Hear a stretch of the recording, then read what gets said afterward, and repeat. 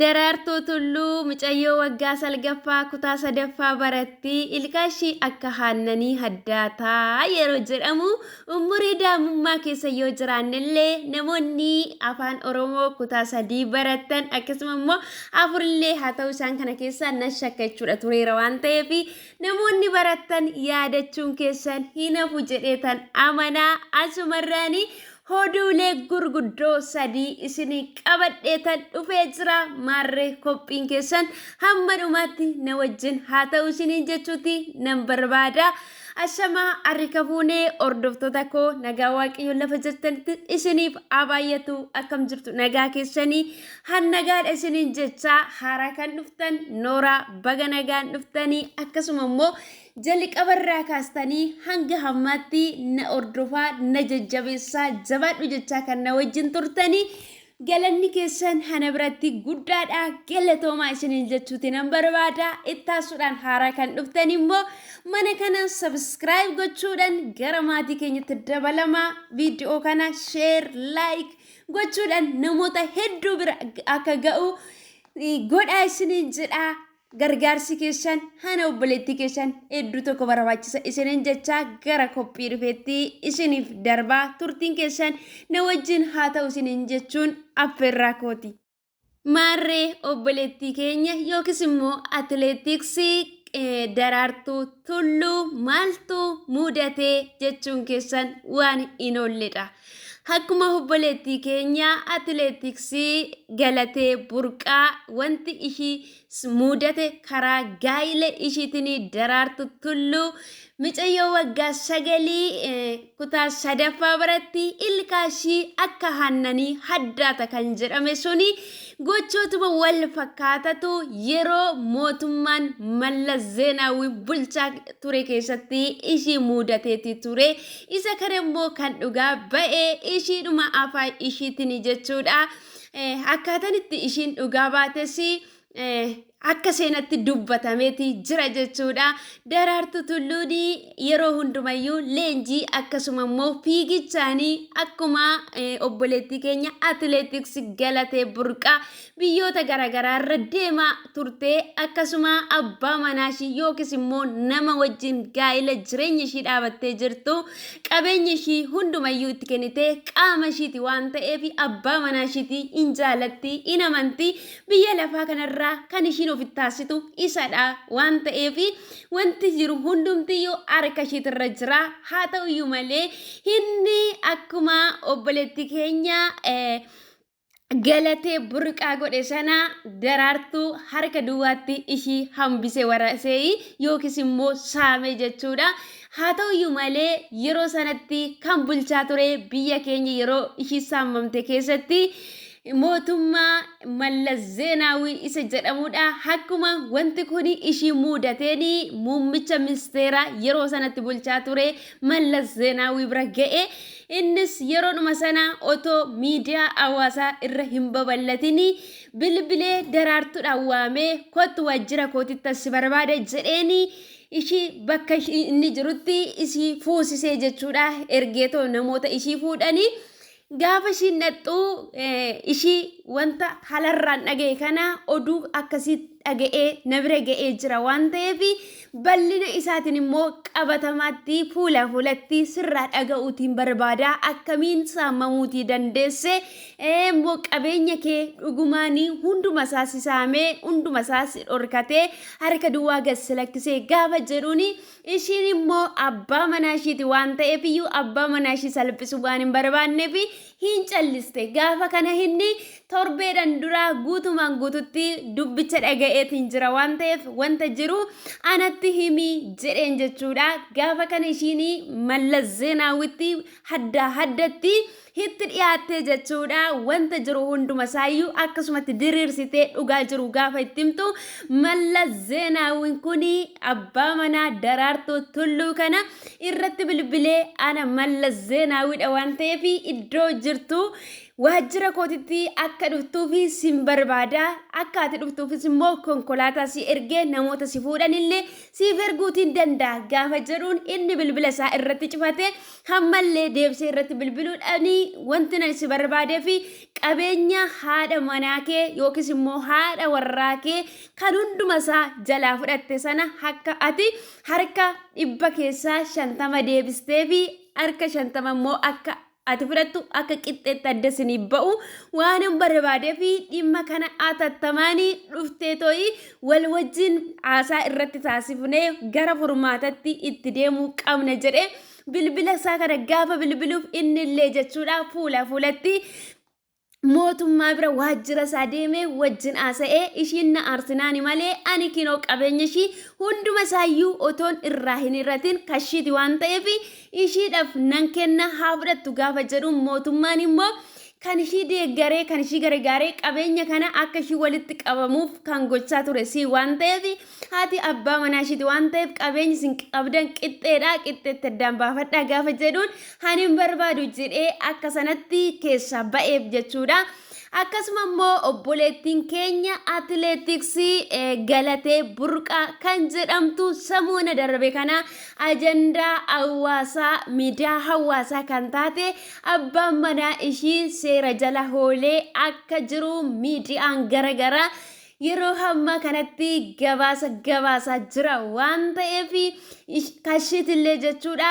qaama mootummaatiin furmaata argachuuti danda'a jennee habdii qabna jechuudha. akkasuma immoo jechuudha Athletics Itoophiyaa kan ta'ani jechuudha waajjira sana keessa kan hojjetani kan duraan cal jedhani gaafa miidiyaa hawaasaa irratti ba'ee dhiibban uummatarraa geggeeffamu amma jechuudha yeroo hamma kanatti maatii Athletics Galatee burqaa bira deemamee odeeffannoon karaa gaazexaatiin akka gadi ba'u miidiyaa hawaasaa addunyaa irratti labsii yookiis immoo murtoon kaawwamee jira jechuudha. kuni hedduu nama gammachiisa. asumaanii obboleessa keenya gammadaa shawoo yookiis immoo gammadaa olaanaa kan jedhamu rakkina obboleettii kanaa kan namni hundumtiyyuu quba hin qabne isa qabeenyi ishiitiin jechuudha dabarsee kan ishii gurgure obboleettiin kuni karaa irratti qabeenya kana hunduma keessa baatee jiraachuudhaaf abdii kutannaa keessa kan turte karaa isaatiin jechuudha hawaasa gurra hawaasaa keessa kan buute miidiyaa hawaasaa keessa kan ishiin buute kanaafiyyuu galatatu isaaf mala namoota waan gaarii yeroo hojjetan jajjabeessuun hamala keenya nuuf haa ta'u jecha hammallee hojii akkasii babbareedaa kana itti fufee akka hojjetu abdii qabna. asumaanii obboleessa keenya gammadaa sha'uutiin jabaadhu hammallee namoota dhokatanii jiranii dhugaa isaanii kan jalaa dhokatee awwaalamee jiru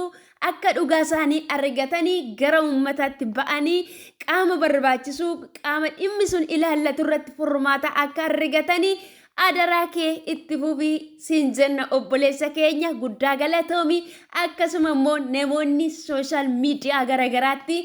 obboleettii keenya fi mirgi ishii akka falmamuu fi haqi ishii akka ba'uu fi sagalee ta'aa fi kan turtan akkasuma immoo itti qoosaa kan turtan kallattii hundumaanii akka isin keessatti isin assaabsetti karaa hundumaan dubbachaa kan turtan waa'ee ishii guddaa galatoomadha. qabeenyi ishii aqni ishii immoo akka ba'uuf abdii qabna jechuudha. kanatti aansuudhaan immoo obboleessi keenya Andu'aleem gosa kan jedhamu akkuma beekamu samoona darbe keessatti jechuudha ji'oota 3-4 dura jechuudha haadha manaasaa yookiis immoo kaadhimmaa isaa Qananii Addunyaa kan jedhamtu biyya lafaa kana yookiis immoo addunyaa kanarra lubbuudhaan boqottee kan jirtu sababa du'a ishii immoo isa kan shakkamaa ta'ee tooyi mana murtiitti dhiyeeffamuudhaan himatamaa kan ture akkasuma immoo qoratamaa kan ture yeroo hammaa kanatti harkisaa qulqulluu ta'ee akka ba'ee yookiis immoo bilisaan akka gadi dhiifamee miidiyaan labsaa jira waan ta'eef asumaan obboleessa keenyan baga waaqayyo nagaa si baasee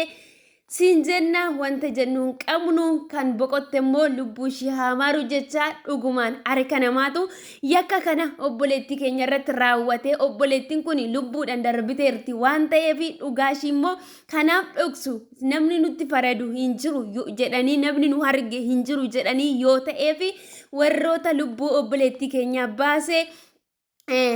kaamera waaqayyoo jalaa fuula waaqayyoo jalaa namni eenyumtuyyuu dhokachuuti hin danda'u waan ta'eef uuman keenya ishiidha faafalmu warra ishii akkasuma immoo abbaa manaa ishii yookiis jaalallee ishii immoo waaqayyoo isaan hunduma isaaniitiif jajjabina isaaniif haa kennu kan du'etu bada malee kan jiru uumaan ta'u kan jiru walumatti jajjabaataa kan jiru barri darbee kan du'ee fi barritti darbaa jedha Oromoo yeroo mammaaku kanaaf obboleettii keenya waaqayyoo lubbuu ishii haamaaru isiniin jedha egaa hordoftoota koo wanti nan isiniif qabadhee dhufe kana fakkaata isiniin jedha yoo rabbi jedhee mootummaan waa'ee obboleettii keenyatillee kan itti darbuuf ta'e akkuma Daraartuu Tulluu ishiinillee furmaata argattee gammachuudhaanii galataanii gara fuula ummata ishiitti deebitee akkasuma immoo leenjii ispoortii ishiittillee fiigicha ishiittillee deebitee akkuma duraatti Itoophiyaadhaaf ammallee jechuudha maqaa waamsisuu dandeessi akkasuma immoo qabeenya ishii kan duraa sana caala dachaa harka baay'eedhaan horachuutii dandeessi jechuudha. Namni kamiyyuu jaalala keessatti inuma kufaa inuma gowwoomachuudha. Egaa obboloota koo namoonni hedduun namni beekamtii qabu namni beekumsa qabu yookiis immoo namni bakka addunyaa irratti namoota hedduudhaan beekamu tokko waan jaalalaan kufu itti fakkaatu. Egaa jaalalli obboloota koo humna qaba. Jaalalli eenyumaaniyyuu yoo ta'e in jilbifachiisa waan ta'eef kuni jabina ofiiti yookiis immoo beekamtii beekumsa waan adda garaatiin jaalala keessatti kufuutii of oolchuutii hin dandeenyu siniin jedha. Asumaan immoo obboleettii kanarraa baradhaadha lammiin beenne nama eenyummaa isaa hin beenne tokko hin jaalatinaa isiniin jedha. Dhugaa dubbachuudhaaf ani waan obboleettii kanatti murullee nan dhabe maaliif obboleettiin kun seera qabeessanii karaa amantaatiin jechuudha kan ishiin gaa'ila dhaabatte gaa'ila ishiillee karaa amantaa kootiitiin diiguun hin danda'amu waan ta'eef ani hin diigu gaafa jettuuni kophaatti jechuudha otoo ishiin hin beekini kan diigame qabeenya ishiitiin immoo dubartii biraa fuudhee jireenya mataasaa bashannansiisaa armeesaallee bashannansiisaa kan jirudha jechuudha. Namni kun dhugaa dubbachuudhaaf yeroodhaaf dhugaa yoo dhokateeyyuu guyyaa tokko jechuudha dafqi namaa imimmaan namaa otoo hin beekin dirqamaan jechuudha kan namarraa ba'u. Addunyaa kanarra namoonni gaafa jiraatanii waan addunyaa kanarraa darban itti fakkaatu addunyaanuma kanarratti wanta afan itti fakkaata. Egaa namni kun qabeenya obboleettii kanaa walitti qabatee hundumasaa ishii ganee hamma jechuudha dhugaa dubbachuudha ba'anii galuun iyyuu baay'ee ulfaataadha waan ta'eef